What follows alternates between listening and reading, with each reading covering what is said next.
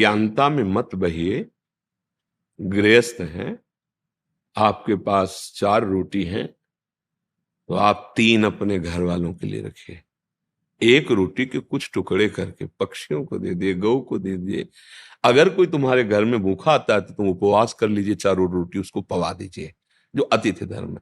अब जैसे रास्ते में शास्त्रों भिक्षा मांग रहे हैं, तो हमारे पास अगर 5 रुपए हैं, हमने 5 रुपए की कोई वस्तु ले ली और 5 लोगों को दे दी। हमारी सामर्थ्य इतनी ही थी और सबको भगवत भाव से प्रणाम कर लिया। इसमें ये नहीं कि हम सबको नहीं दे पाए, नहीं, हम क्या देंगे? तुदीयम वस्तु गोविंदम तुभ्यमेव समर्पये।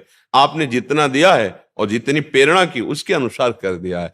आपके घर में कोई आता है, भूखा प्यासा है, या ऐसी परिस्थिति को बीमार है, कोई सहयोग करने वाला नहीं, फिर आपके पास ये नहीं सोचना है कि मेरे पास, आपके पास जो है लगा दीजिए, हरि देख लेंगे आपको, पक्का विश्वास कर। पर ऐसी पद्धतियों में हो सकता है वो आपसे मांग के शराब पिए जाके, हो सकता है उसका कुमार्ग में प्रयोग करे। तो धन देने के लिए, जहां भी विदुर जी ने वर्णन किया है विदुर नीति में, महाभारत, धन देने के लिए सत्पात्र का चयन करना चाहिए, ऐसे धन नहीं देना चाहिए, सत्पात्र का चयन। जैसे वैश्यानृत्य करे, आपने धन दे दिया, न इस लोक में न परलोक में, कहीं नहीं मिलने वाला, व्यर्थ चला गया। भगवान की चर्चा हो रही, भगवत भक्तों का समुदाय है, आपने यहां भी सुख और परलोक में भी। सत्पात्र देखना होगा, ऐसा नहीं कि कोई मांग रहा है हम उसको अर्थ दे रहे हैं, नहीं। अर्थ देने के लिए पात्रता, भोजन देने के लिए पात्रता की जरूरत नहीं। सबके हृदय में भगवान बैठा हुआ है, वो आप कुत्ते को भी दो, पशु पक्षियों को भी दो, संत महात्माओं को दो, कोई भी भूखा प्राणी नजर आवे, बहुत सुंदर बात है। आपके पास 4 रुपए हैं, उससे कुछ खरीद लीजिए और उसको पवा दीजिए। एक को पवा दोगे तो विश्वम्भर भगवान सबके हृदय में बैठे, आपकी सेवा बनी। सारे विश्व को तो विश्वम्भर भगवान पवाते, हम तो पवा ही नहीं सकते ना। हाँ, पर एक के लिए हमारी जेब में सामर्थ्य है तो हम एक को पवा दे। अर्थ देने के लिए विवेक का प्रयोग करें, सत्पात्र का। अगर सत्पात्र नहीं है तो फिर उसमें आपकी भी गति जुड़ जाएगी।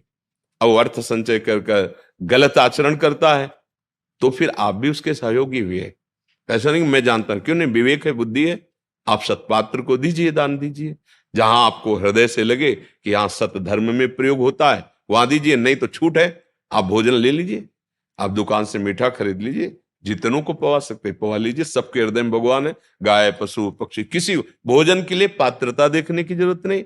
ठंडी का समय है, वो शरीर कांप रहा है, तो आपके पास साल है, आप उड़ा दीजिए। एक को उड़ा दिए, पूरी सृष्टि की सेवा हो गई, क्योंकि भगवान सब रूपों में, और वो जानते हैं कि आपको इतना दिया है उतना।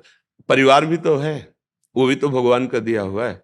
ऐसा तो नहीं है कि उनकी सेवा छोड़कर हम बाहर लुटा दें। वो बाहर के लिए तो और भी रूपों में आएंगे भगवान सेवा करने, लेकिन तुम्हारे घर में केवल तुम ही रूप में हो, वहां नहीं आएंगे और रूपों में, क्योंकि वो केवल पर्सनल तुम्हारी सेवा है। आप जो घर के अंदर सदस्य हैं, उनका भोजन, उनकी पढ़ाई लिखाई, ये पर्सनल आपकी सेवा है। लेकिन जो ऐसे बैठे हुए, उनके लिए शास्त्रों रूप में, सेवा रूप में आते हैं। तो ये विचार रखते हुए अपने अर्थ का कुछ हिस्सा सत्पात्र को, जहां ऐसा दिखाई दे, नहीं तो भोजन है, औषधि है, वस्त्र है, ऐसे अनुकूल देख करके कि आवश्यकता है तो फिर दे देते हैं उसमें। तो ऐसा नहीं कि मनमानी अब हम सबको धन दे सके, ऐसा नहीं है।